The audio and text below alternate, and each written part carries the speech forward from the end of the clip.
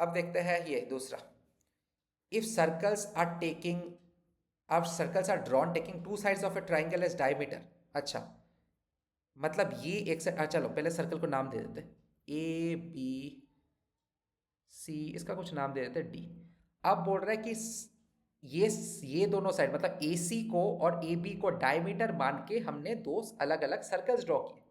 ठीक है, ये हम बोला है prove that the point of intersection of this three circles lie on the third side.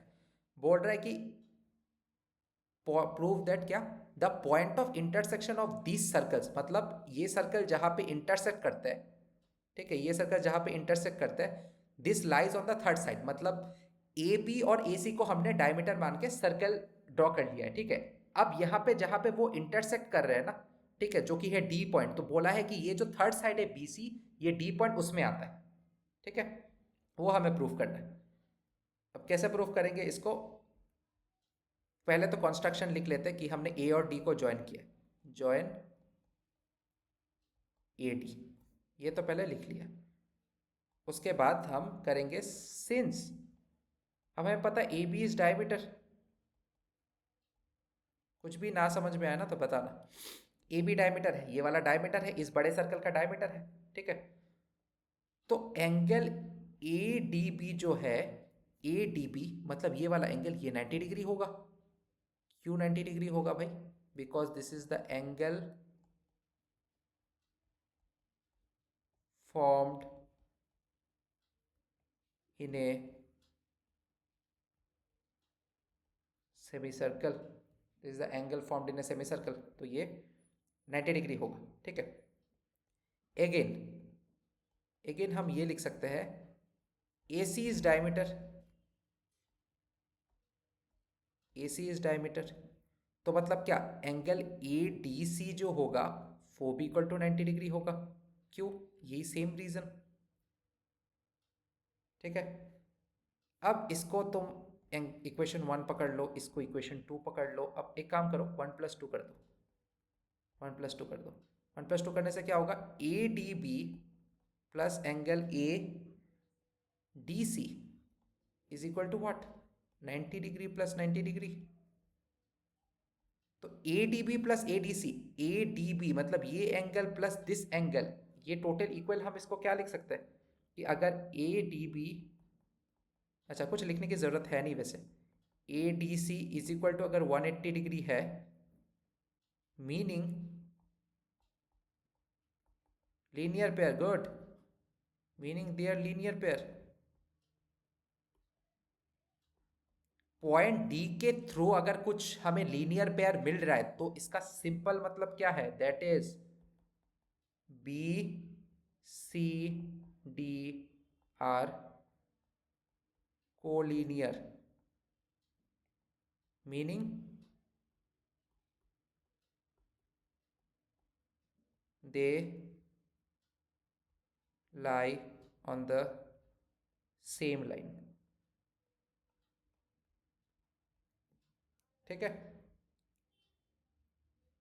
Therefore तो ऐसे इसको थोड़ा सा और बढ़ा के लिख रहा हूं मैं, B C is a straight line, B C is a straight line and D lies on it. बस यही हमें प्रूफ करना था कि इंटरसेक्शन जिस पॉइंट पे हुआ है which is D point, they line on the third side, third side कौन सा है, बीसी है, तो हमने यहाँ पे प्रूफ कर दिया कि बीसी एक स्ट्रेट लाइन है और डी उसमें लाई करता है, simple as that.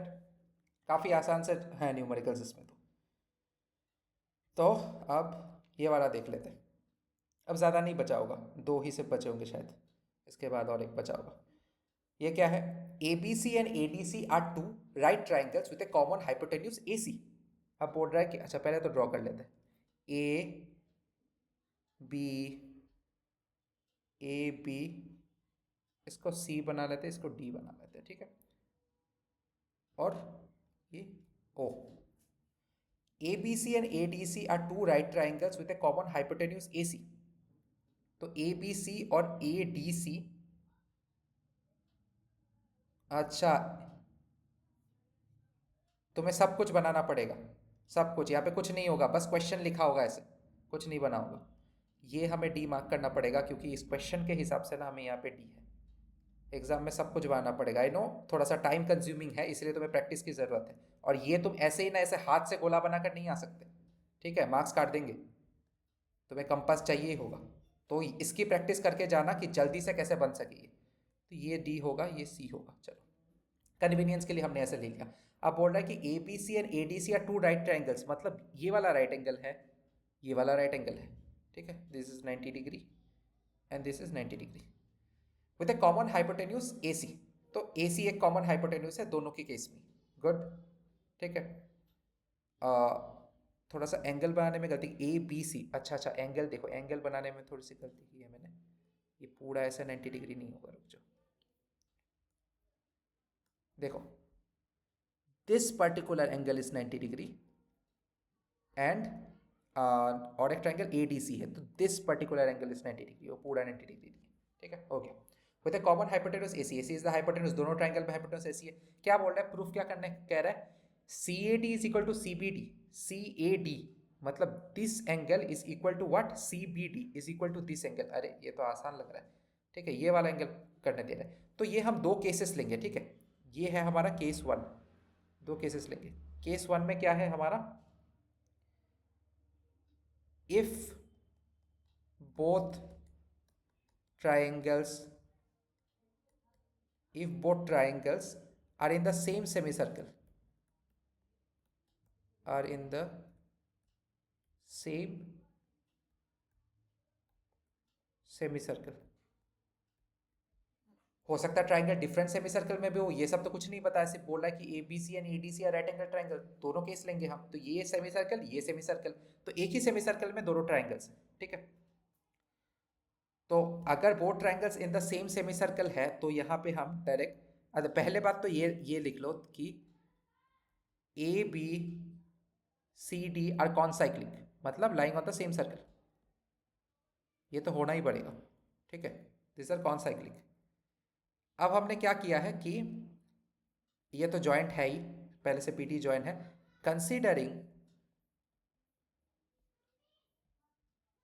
Considering DC S cord, हमने डीसी को कॉर्ड माना है। अगर डीसी को कॉर्ड मान लिया है तो ये क्या हो गया हमारा मेजर सेगमेंट, माइनर सेगमेंट, और ये हो गया हमारा मेजर सेगमेंट, ठीक है।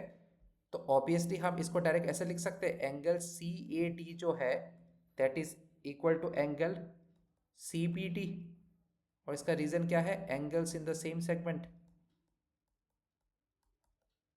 Angles in the same segment are equal. तो ये तो बड़ी आसानी से प्रूफ हो गया एक बार में। अब दूसरा भी केस कंसिडर करना पड़ेगा जहां पे दोनों ट्राइंगल्स ना अलग अलग उस पे है, ठीक है, अलग अलग सेगमेंट्स में है, तो ये वाला कंसिडर कर लेते हैं। तो इसमें क्या होगा, इसमें फिर से डायग्राम बनाना पड़ेगा ना, तो ए बी सी और डी, ये हो जाएगा हमारा, सोचो लेट्स से, नहीं यहाँ पे तो किसी भी तरह सेंटर नहीं होगा, इसको मान भी नहीं सकते, देख के लग रहा है सेंटर नहीं है, तो सेंटर हम कहीं और ही मान लेंगे, सोचो यहाँ पे सेंटर मान लेंगे। अब तो कंपास से जब करोगे तो तुम्हें पता ही चल जाएगा सेंटर कौन सा है, वहाँ पे डॉट बैठा होगा एक। अब यहाँ पे क्या है, फिर से ए बी सी और A D C are two right triangles, उसी का तो केस टू है ये, उसी का केस टू है, ठीक है। केस टू में हम क्या लेंगे, if both triangles, if both triangles are not in the same semicircle, पहले एक ही सेमीसर्कल में था,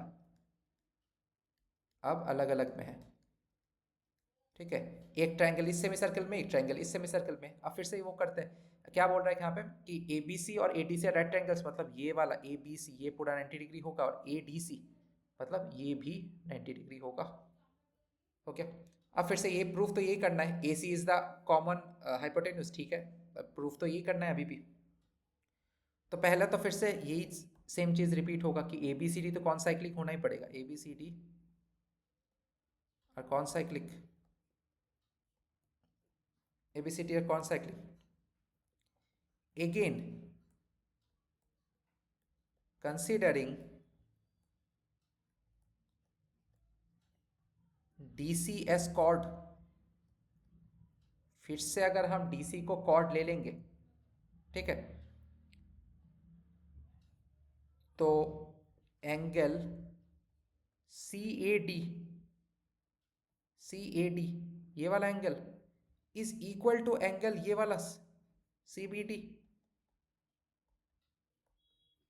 reason same, angles in the same segment, angles in the same segment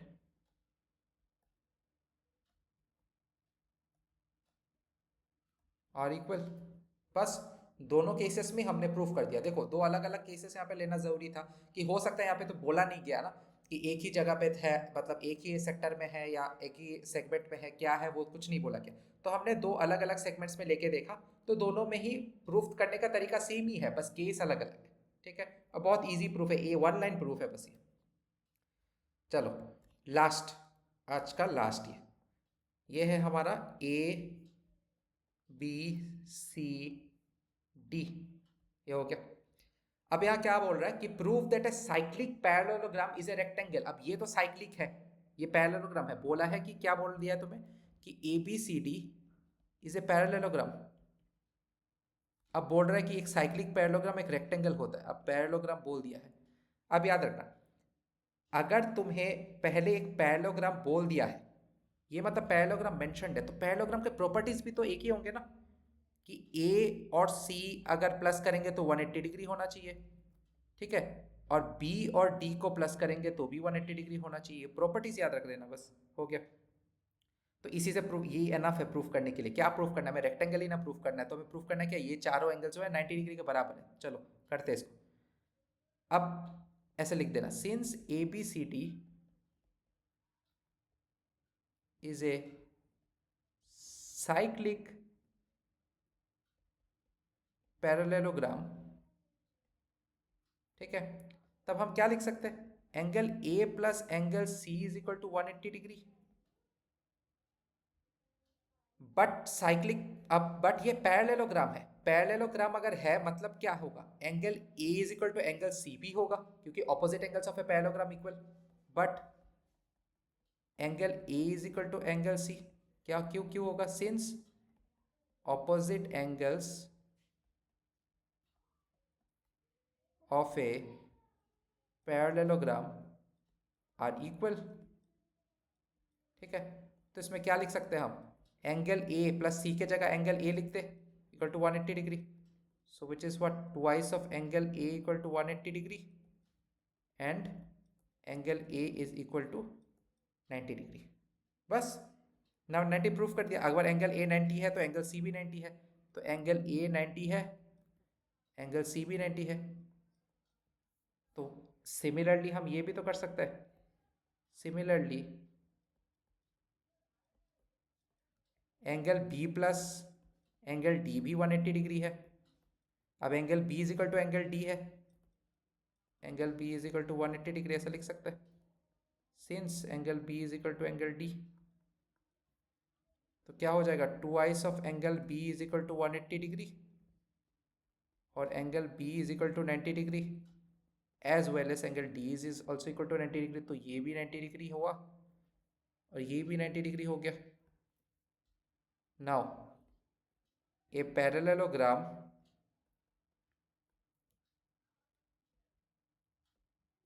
with all angles equal to 90 degree is a rectangle, obvious, so ABCD is a rectangle।